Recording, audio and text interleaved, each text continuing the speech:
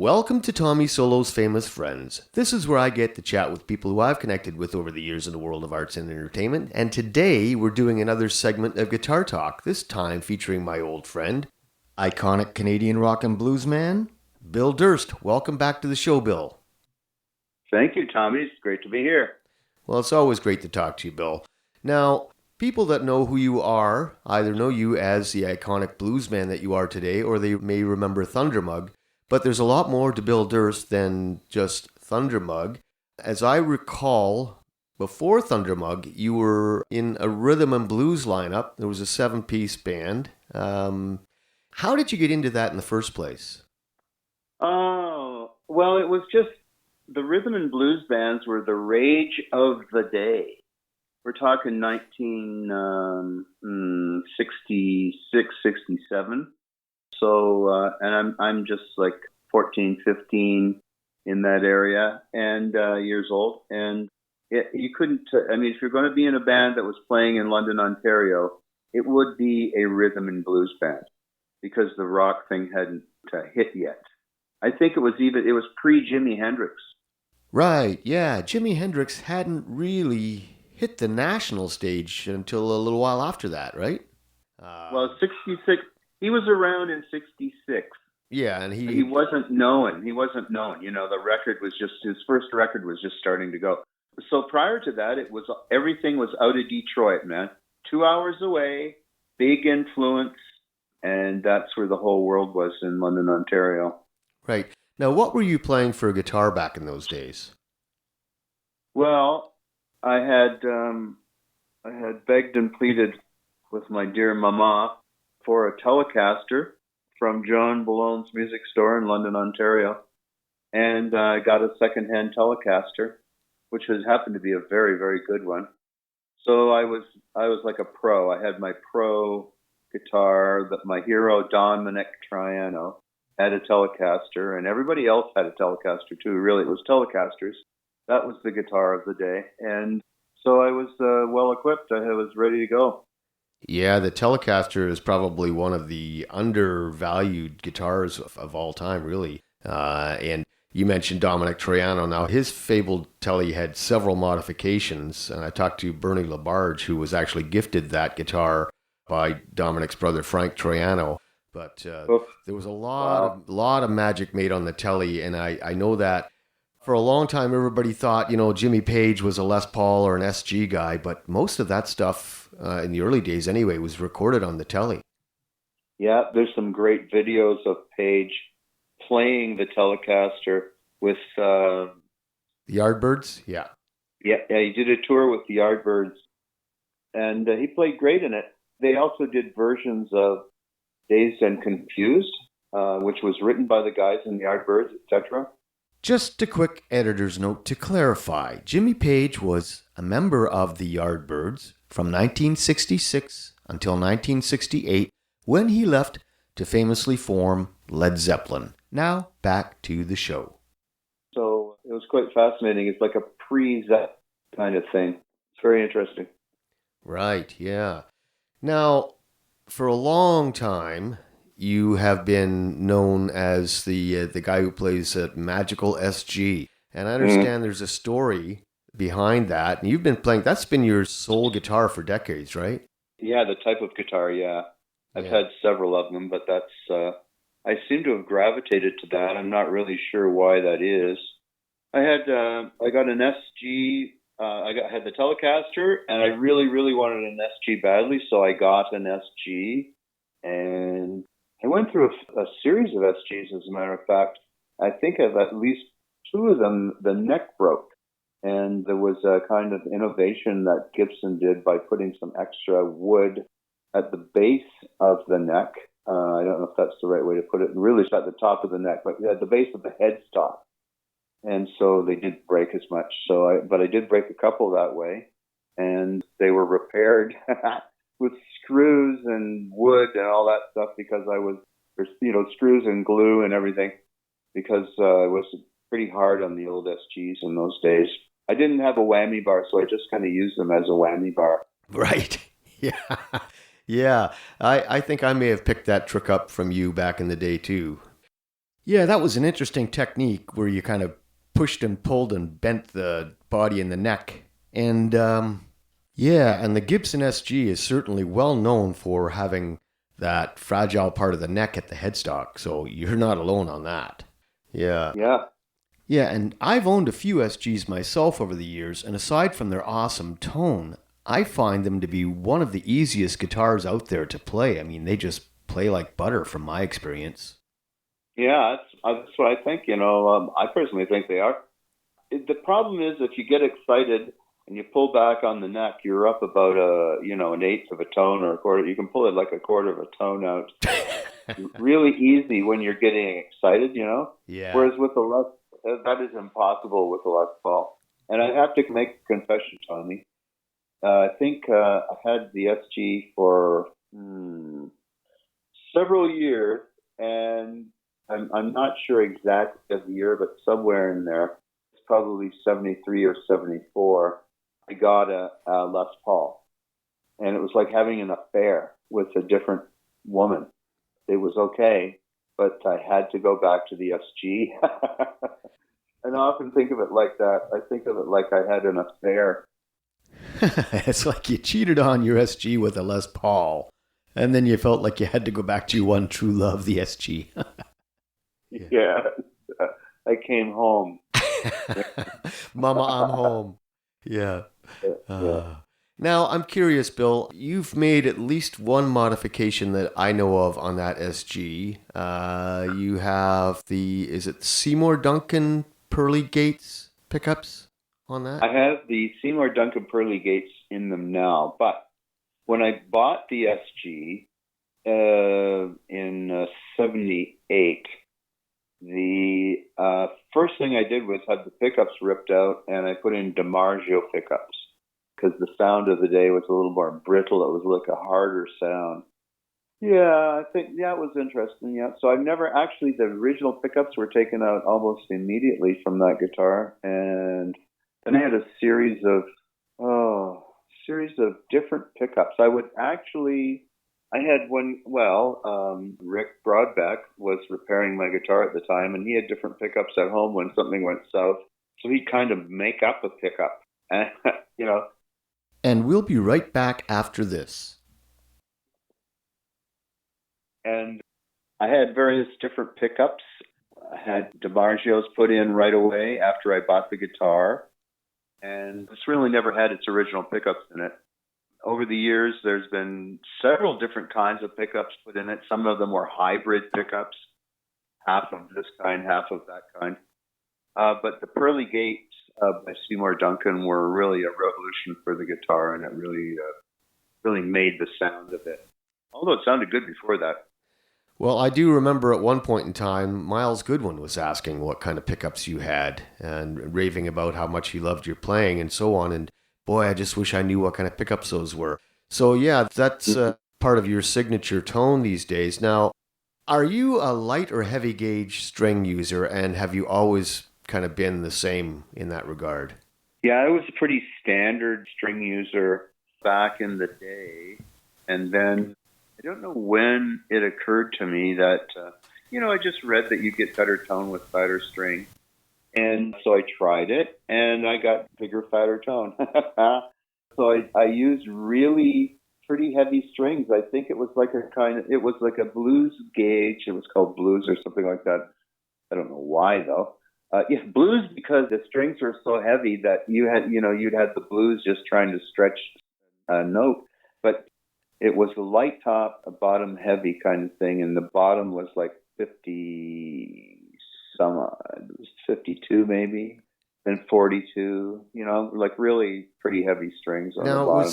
Was that back in the early 80s? Because I think I may remember talking to you at one point about that. And were you tuning down like a half step or something like that?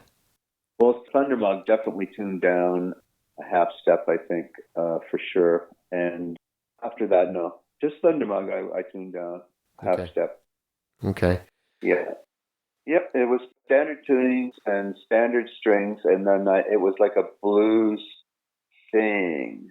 I don't know, I cannot honestly tell you I always used pretty fat strings, so for sure. I can't tell you exactly what they were in the 80s and 90s. Right. Now, back in those days too, I don't think it was Thundermug you were touring with. You had a band called, was it Thunderhead back in the early 80-ish era? Yeah, there's iterations. There were all kinds of name iterations that happened. I think Yeah. the Well, bass the the bass main player and the drummer from Thundermug have a thing called the Thunder King. So there's a lot of Thunder variations Yeah, but my main going thing on. about it was that I remember seeing you on stage and there was a backdrop that had several Marshall stacks on it. So with all the Hmm. lighting and everything, it looked like you were playing through a wall of Marshalls. But didn't you have like a Hmm. Fender Twin or something that you were actually plugged into? Yeah, I knew some guys that made movie sets. I was hanging with guys that made movie sets in Toronto, and they were quite good. And I asked the one guy if he would make me a set that really looked like amps, but that I could just fold up and walk out with, Mm-hmm. And he did. And he's like really, really, really good. And these looked like extra gigantic high watt. They were high watts. He copied it after a high watt. And it just looked like a great big thing. The first time I set it up, a trembling bar owner came over to me and, "You're not going to use all that stuff, are you? It's going to be way too effing loud," how the bar owners spoke in the day. They Well, were that very polite. They were very polite and very nice to you. They were trusting. Well, that was the And thing that, back in the day, I know that myself and my friends would go out and scope a band out early in the week. Like we'd go and yeah, take a look at what gear was on stage. And if the band yeah, had the huge Martin PA with the butterfly bins and all that, yeah. and the Marshall stacks or high watt stacks on stage, we'd say, oh, they must be really good. Look at their gear. And then we'd come out and see the band. So you weren't, Yeah. that was good marketing, actually. Well, good for the audience, but it created a fight with everywhere I went. It created a fight with the bar owner. I had to say to him, "Sir, these aren't real. There's this little amp behind there. You know, it's just a show. But I gave it up after a while. It was just too much trouble because they had been bit so many times by loud bands, and yeah, wasn't worth it. Oddly. Yeah, well, it was pretty cool from my standpoint as a young up and coming guitar slinger watching that display. Now, Yeah. your technique is amazing, and there's some things that you do on an SG that you don't see people do, like your whale sound thing with the volume swells. Did you alter the volume pots on your guitar, or what? No, I mostly smoke pot to alter my consciousness. That works pretty good. Um, no, there was nothing like that. It's just the old volume swell thing.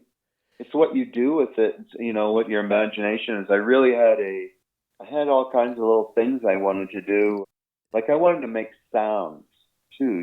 Like if I could make a kind of any different sounds, it would be great. Copy real life things like the siren sound, and I tried to imitate a fog horn on a record once, and et cetera, et cetera. Just fun. Yeah. Now that getting back to the volume swells, that's something that's generally people find it easier to do that on like a Stratocaster than on a Gibson of any sort. Yeah. Yeah, and conversely, now when you did the sirens thing, was that a toggle switch effect? No, No. no. The Okay. sirens is just fast picking by the bridge, Okay. so that you can't hear. The whole trick is to pick kind of bow pick, Okay. and do it fast so that you don't really hear the picking so much as you hear the notes. Okay. And then you just grab a couple of notes and you shove them up 4 frets gradually, and it sounds like a siren. Okay. Well, I guessed wrong on that, but I guess my point was that there is a trick that some guys do, like Eddie Van Halen used to do it, where you'd have the volume really high on the one pickup and have the volume right off on the other. And then when you toggle between the pickups, you get this kind of pulsing, strobing feedback harmonic effect that was really cool. Yeah, and that's something you can do on a Gibson, like on a Les Paul or on an SG, but it's Mm. not something that you can really do on a Strat, you know? So there's different things that you're capable of on the Gibson versus the Fender styles of guitars. Mm-hmm. Mm-hmm. Mm-hmm. Now, I've never known you Yeah. to be a Fender player, really. Like, you started out on a Telecaster, but one thing I found in recent years is that I think that the intonation and the tuning are easier to deal with on the Fender style headstock. Now, a lot of the things you do on your SG, they're in your hands. It's like that's Bill Durst. Do you find yourself squeezing the notes in or out of tune on that guitar, like to keep things in line? No. I managed to not pull the neck. It just plays normally. I don't have to do anything special to tune it. Although in the old days, I did all kinds of stuff because I was rambunctious, and I was really pulling it out of tune a lot. Speaking of the Strat, I remember playing the SG in a recording session in Toronto at, oh Lord, I'll never remember the name of the. There was one particular guitar place in Toronto that was quite famous. They bought and sold guitars, repaired guitars. They had a studio in their basement there. I think it was on Kingston Road. People in Toronto will know what I'm talking about. Anyway, I remember doing a recording there at Red House by Jimi Hendrix, and all the guitar aficionados, guys who were mostly guys who are players, really, were wondering what it was, and they were betting it was a Strat. But it was my SG in my hands. Well, you get an awful lot out of that guitar, and if anybody has seen you live in recent years or even back in the day, it's just crazy how you can get so much out of that one guitar, and I feel like I have too many guitars sometimes, Yeah. like I understand, yeah. like I have, right now I have 7 in my office here. And I feel like I have a use for the different guitars. Yeah. But you are unique in that you can do so much on that one Gibson SG.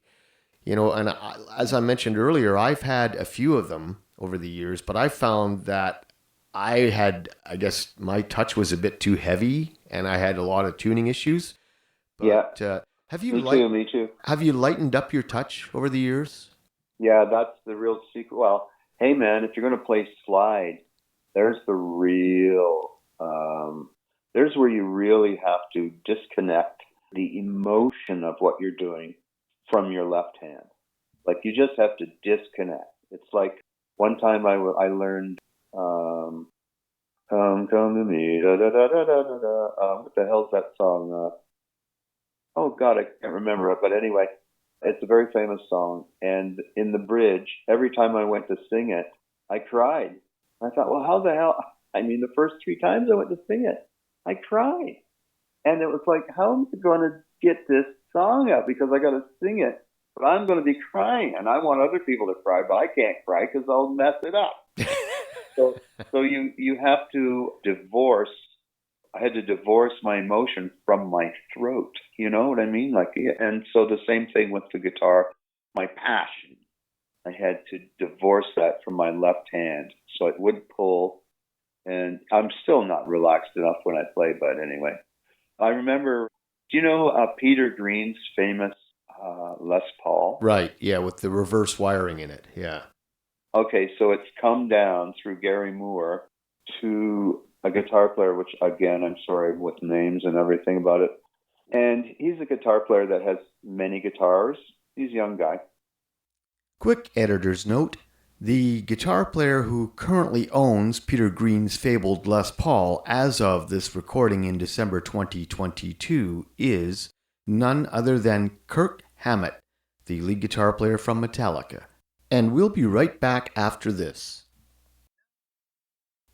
And the guy that was interviewing him asked, oh, do you use it on stage? And he goes, oh, yes, of course. Oh, yeah, how do you use it? And he goes, well, it's a particular sound and stuff. I use it for 2 or 3 songs every night. And I'm thinking to myself, holy, pardon my language. I'm thinking to myself, holy moly, what's going on here? I mean, he's got this fantastic guitar, literally fantastic, with all this Gary Moore sweat on it, and Peter Bloody Green, and he uses it for a couple of songs a night. And I just thought, oh, come on, that's crazy. You know what? Come on, give me a break. Your other guitars sound better in that song. Whoa. I can't do that. To me, that's like, oh, inconvenient. If I had to change guitars and stuff, it just would be inconvenient. You know, it's just like, why would you bother? Just get a different sound on the guitar that you got. Yeah, well, I mentioned that I have what I feel sometimes is too many guitars, but I never go on stage with more than two, and one is really just there for backup. Well, that's the way. Yeah. Yeah. That's the way. And if you can, and that'll help your guitar. I think you'll be a better guitar player if you do that than if you're looking to get these sounds, eh? And another thing I noticed about that whole thing, while I'm on the rant, is that wherever I go, no matter what amp I use, and I've used a ton of different stuff on different stages, it sounds like me. And somebody mentioned that to me, and you said, you got all these different amps, but it still sounds like you. What's that? How do you do that? There's some amps that are almost impossible. Nowadays, they got way too many options and all that. And what are you going to do? What sound do you want? It's like, oh, how about I get my guitar sound, But anyway, so I kind of do a reverse on everything. Instead of everything sounding slightly different and everybody's happy, I sound the same wherever I go, no matter what gear I'm using. So, well, that's an evolution of you as a player over the years, and I don't know for you how many years it took to find your own sound, but that's definitely you. And I was going to say that I've known over the last 10 years or so, you've had a couple of different amps. Didn't you have a Marshall? My Marshall's one. Yeah. I had little Marshall combos, a couple of Marshall 800s, tube amps. Yeah. And are you using a Fender now? Well, there was problems with the Marshalls that were not solvable that happened, and I could not get them solved. I think I know the answer now. Okay. So I still have a couple of the Marshalls, and I'm awaiting a time when I'm going to try this solution on them. If it works, I don't know what I'm going to do, because the tone from the Marshall was out of control. It was beautiful. It was bell-like. It was an amazing tone. But the Marshall kind of went down on the road one time on me, and I rented this Fender amplifier on tour, and we A-B'd it, and it was definitely better sounding than the Marshall at the time. And so it stayed. I've had people ask me about how I've modified that amp, that Fender, because I'm not really a Fender guy, and I never touched it. It was just like I rented it, I liked it, I bought it. Well, I guess my point was going to be that in recent years, I've seen you playing through different amplifiers, but it always sounds like Bill Durst. It never sounds like, this is Bill through a Marshall and now this is Bill through a Fender. It just sounds like Bill Durst. So again, it comes down to you and your personal passion and your style. Now, Bill, let's go back to when we first met, for an example. I would have been around 18, 19 years old. If I was an 18 or 19-year-old young up-and-coming guitar player, what advice would you give me? Oh, well, that's pretty strange. As far as technique and playing. Yeah, I'm glad you said that. My advice would be to pay no attention whatsoever to anybody who says that you should do your music in a particular way to make money. That would be my main advice. And then as far as technique and everything, well, I'd say try and get your own thing. You can learn other people's things, but get your own thing. I was very lucky.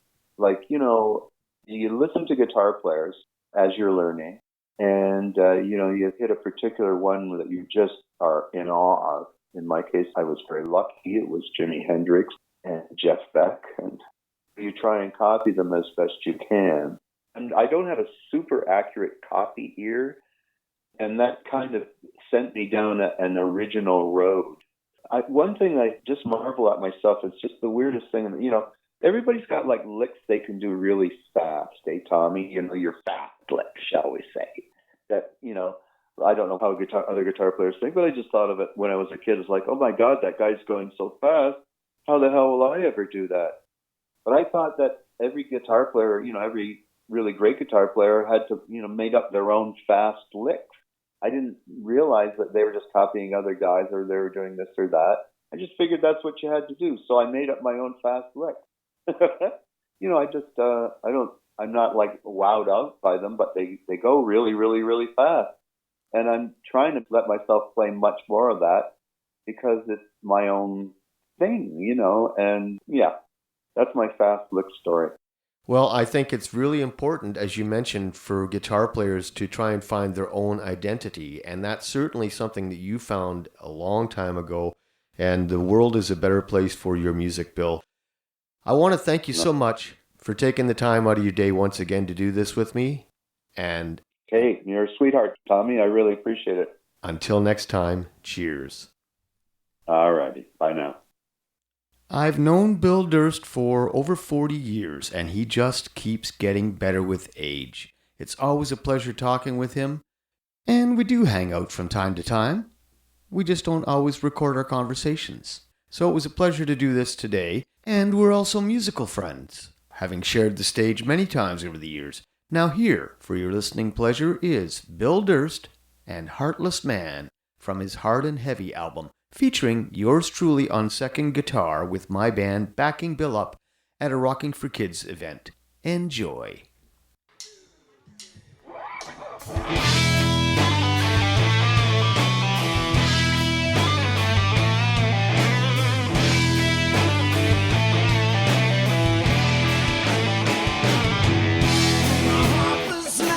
Advantage in the world. Don't give a damn about who gets hurt. And come to love when it just doesn't know. A heartless man gonna reap what he sows.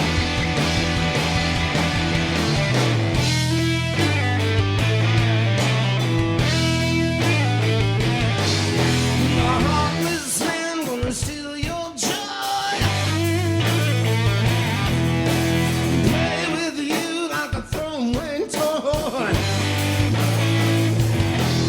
When I come around, ain't got nothing to say. A honest man don't care anyway.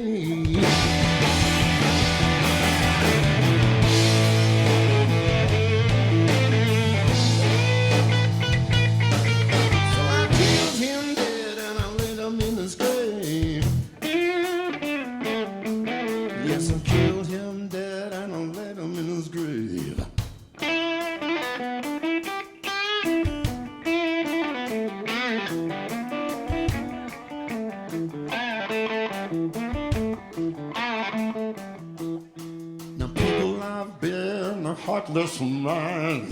Well, I've been a heartless man. When I came to love, well, I just didn't know. A heartless man gonna reap what he sowed.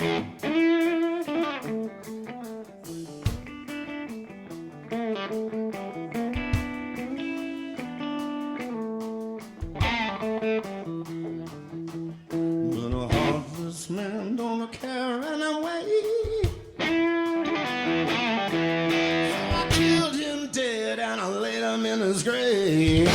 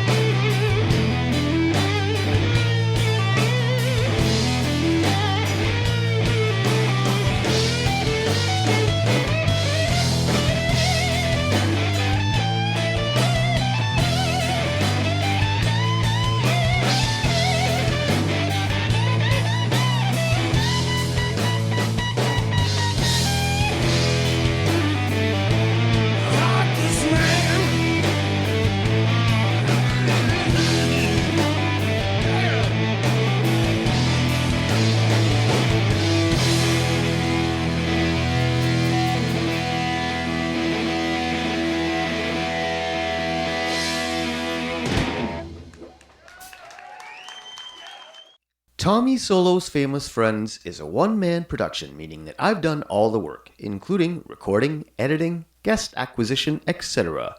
The theme song for Tommy Solo's Famous Friends is a clip from my original composition, The Burn.